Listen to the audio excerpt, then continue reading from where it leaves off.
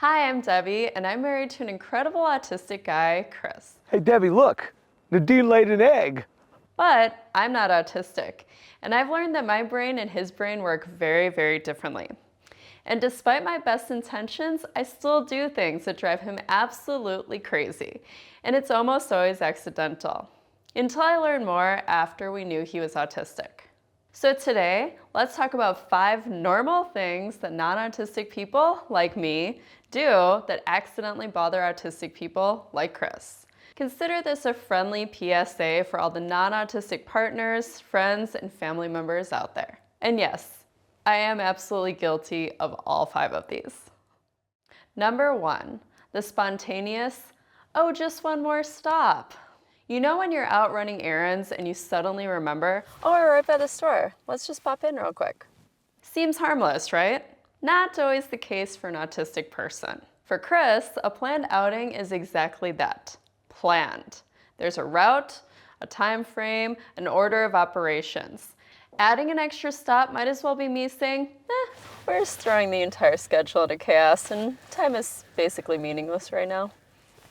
Hey, can we do a quick stop over at Sephora? I want to pick up some hair stuff. Yeah, sure. I'll just do a quick diarrhea in the back of the car and I'll be ready to go. To me, an extra stop is efficient, and it's usually quick. To Chris, it's a direct attack on his entire nervous system. We didn't plan on that, and in his mind, we're done and headed to our next destination. Even just asking and being fine with no, the asking was already the interruption, and then the unnecessary time to think it through, none of which I had ever even thought of before. So, if you love someone autistic, understand that one more stop isn't just one more stop. It's a change of plans. So if you can, try to give a heads up, or, completely wild idea, just stick to the plan. Number 2, making extra noise and all the talking. A lot of people just talk. Talk when we're thinking, talk when we're processing or problem solving, talk when we're excited or just bored. Talk just to fill the silence. Chris and many autistic people don't always want a constant stream of words, especially if those words could be summed up in, say, 3 sentences instead of a 10-minute speech. Also, when I'm doing that whole stream of consciousness thing where I think through the whole thing out loud, it's unplanned. It goes off in different directions, and sometimes Chris is lost along the way.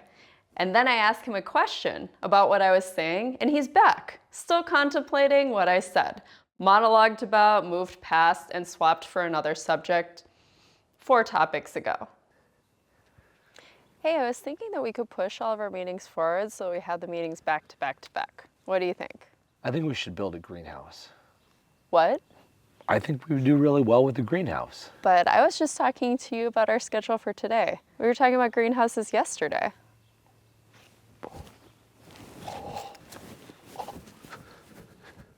And it's not just talking. Sometimes silence is golden.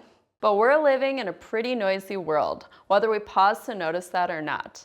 I didn't really notice until Chris began to point some of this out, more and more since we knew he was autistic. Humming of appliances, noise of TVs or music always on in the background, car or truck sounds outside, and then add me talking while I'm doing dishes and dropping silverware.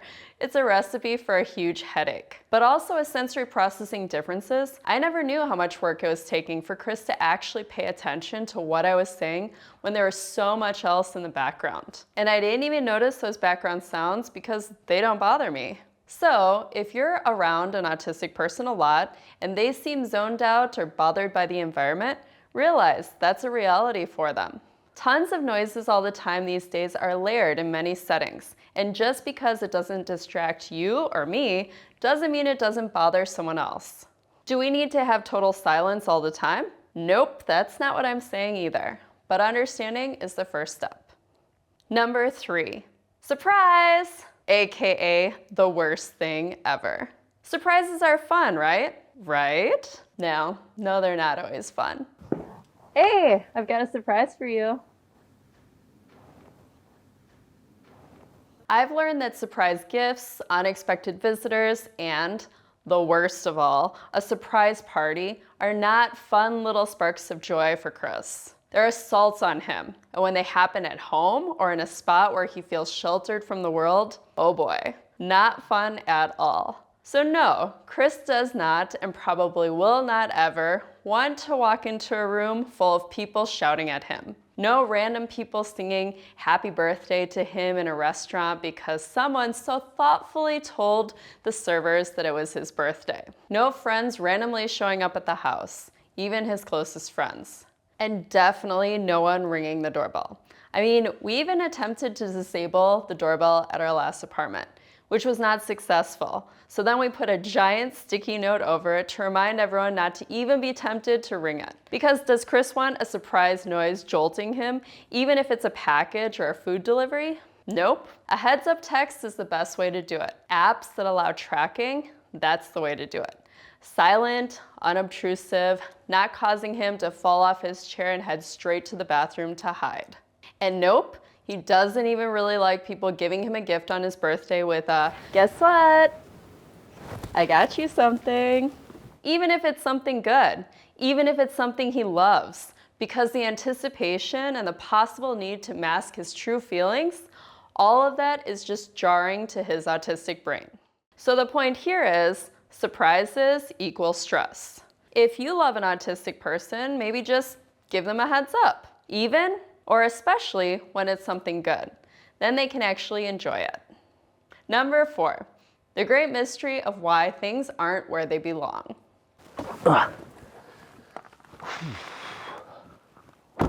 Hey, come check it out. I just cleaned up your whole space and nothing is there anymore. You gotta see it. You moved my stuff? Now I'm not going to be able to find anything. I put it all away in the right spots. But I had everything where I wanted it. My books on design should be there. My glasses case goes on top. And the tissue I've been using for the last 5 days, it's at peak softness now. You didn't throw out my tissue, did you? Yes.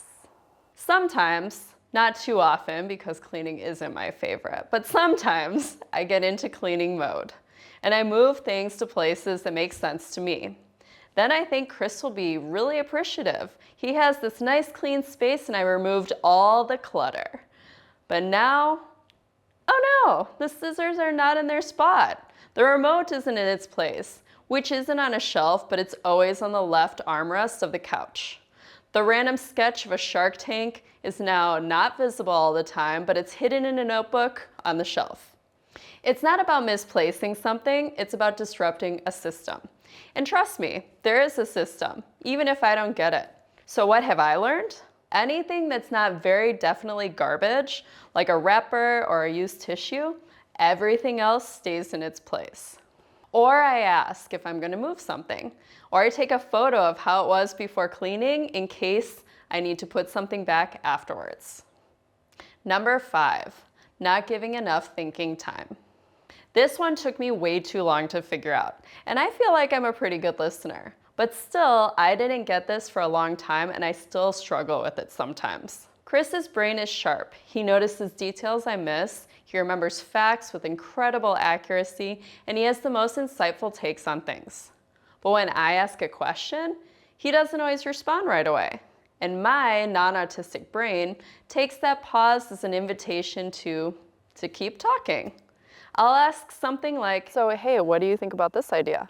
And then before he even starts thinking, I'm already throwing in, or how about this other one? Or this one? But Chris doesn't need me to throw a ton of choices out there or to keep talking. He's actually been thinking this whole time before answering. But my word vomit interrupts that. So instead of getting an answer, I get a very frustrated autistic husband who now needs a break. So instead of assuming that he needs more information to decide, I've learned to let him ask if he needs to. Or just wait and be okay with that. Because if that helps make things a little bit easier for his brain, I can definitely do it. I mean, we aren't talking ER decisions that are time sensitive and must be done in the next 20 seconds. So why do we act that way when we're talking to other people? It's not so great for the autistic mind, and it's something I'm working to try to improve on too. Be patient and slow down. Actually, that's just a good rule for life, but especially with your autistic buddies, so their brains don't explode or completely shut down. So there you have it. 5 things non-autistic people do that accidentally drive autistic people nuts. And yes, I've done all of these things repeatedly, and I'll probably do them again. The good news, once you start noticing these things, it's easier to adjust. And trust me, your autistic loved one will appreciate it. But I'm not autistic. I don't know if I like smashed onto the mic.